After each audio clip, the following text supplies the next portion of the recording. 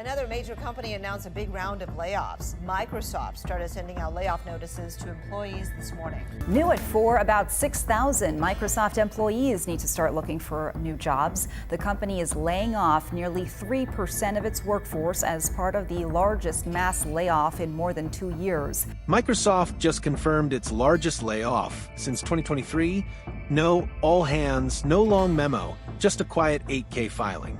6,000 jobs erased, nearly 3% of every badge. Yet, only weeks ago, the company bragged about $25.8 billion in quarterly net income and an upbeat forecast. Spreadsheets say growth, hallways say ghost town. In Redmond, gates still blink green. Desks remain cluttered, monitors glow blue, but chairs spin empty.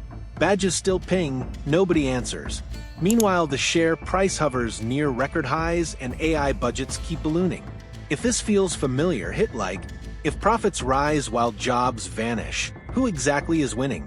First hit landed in Washington state. Overnight, security scanners at Building 92 registered nearly 2,000 logins that never came.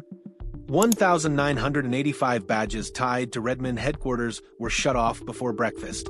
Automated emails marked every profile inactive, linking only to a severance FAQ. Across the company, the blade swept through engineering, logistics, and internal ops. 6,000 positions erased. Exactly 3% of a giant that once listed 228,000 employees. The notice went live at 6:03 a.m., buried between a trademark filing and a cloud pricing tweak. No emergency stream. No farewell webcast, just silence, and swipe gates turning red. The figures look surgical, the hit feels blunt.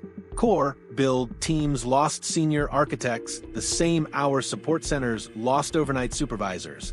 One memo calls it removing unnecessary layers, yet those layers carried product, know-how no algorithm can clone. Finance frames the move as the largest adjustment since the 10,000 role realignment of 2023, but this round stings colder. Profits are strong, cash is thick, and AI budgets keep ballooning while payroll shrinks. Investors smile, conference rooms empty. Vendors feel it next, cafeteria contracts paused, shuttle routes trimmed, third-party security told to drop shifts. By Friday, parking lots already thin out, not because everyone's remote, but because the cars themselves are gone. Austin learned the news next. 2 production data hubs, once the backbone of Xbox Cloud telemetry, were flagged, consolidated, their doors scheduled to lock July 1st. In Atlanta, an edge services center went remote only, yet half its technicians found the VPN already deactivated. Seattle's flagship research lab froze every open REQ and quietly reassigned unfinished prototypes to an AI velocity team headquartered in Toronto. Dublin got the friendlier wording, roles transitioning to lower-cost regions. Translation: the jobs ride north and offshore, the people don't. Patterns pile up.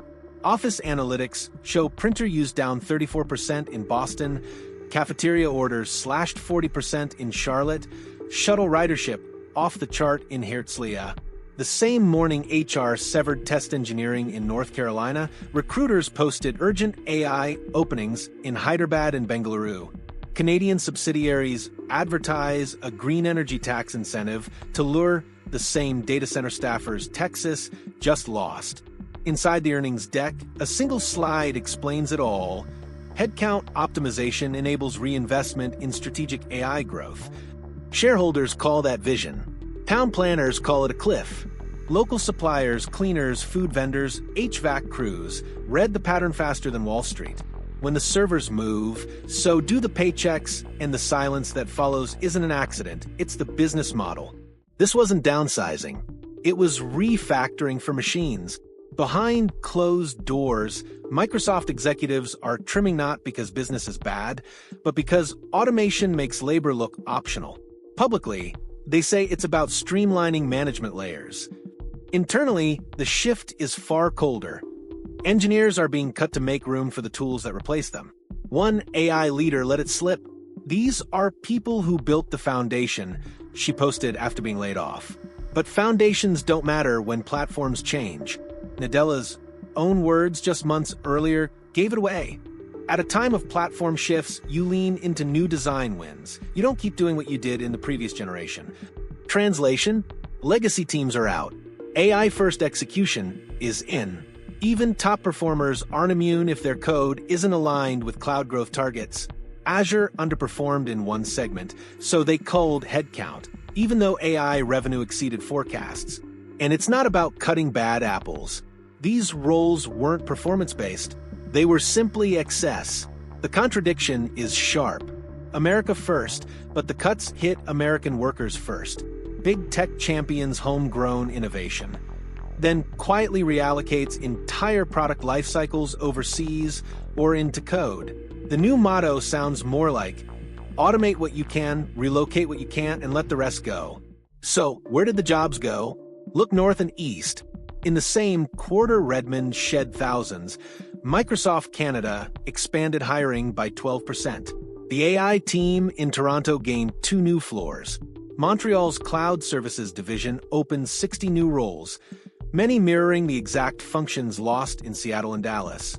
Ottawa secured millions in provincial incentives for data infrastructure, precisely the kind Microsoft is now shifting away from U.S. markets. Further east, India and Romania are seeing the biggest gains. Internal memos point to Hyderabad and Bucharest as strategic AI acceleration centers. Lower wages, looser labor laws, and access to talent that doesn't demand 6-figure salaries or U.S. benefits. Even Ireland, long considered a satellite, now hosts scaled engineering test beds once run out of California. One leaked slide put it bluntly: talent mobility equals margin growth. In reality, it's not mobility, it's displacement. Workers in North Carolina didn't get moved. Their function did. The same job now lives in Bangalore, just on a different badge. The hardest part? This isn't offshoring because of weakness. It's offshoring because of strength. With margins high and demand booming, companies aren't waiting to be forced. They're proactively repositioning talent to where tax credits, cheap labor, and fewer regulations make every decision look strategic. Workers call it betrayal. Boards call it efficiency. Redmond skyline still looks the same, but inside it's gutted. Whole wings sit dim with motion sensors untriggered. Cafeterias close early. Shuttle routes vanish. And the deeper damage doesn't show up in stock tickers, it hits the neighborhoods. Over 1,900 workers in the Seattle area lost Microsoft employment in this wave. That's not just engineers, it's cafeteria contractors, security staff, and temp teams who lived paycheck to paycheck on campus rotations. Local businesses, coffee stands, dry cleaners, daycares are already seeing the ripple. One grocery chain near campus reported a 17% drop in weekday sales within 2 weeks of the announcement. Tech layoffs don't just hit tech. They echo through the entire ecosystem that supported it. In Bellevue and Kirkland, apartment leasing offices quietly changed terms, no longer offering long-term discounts. Because when high-income renters vanish, rent stability goes with them.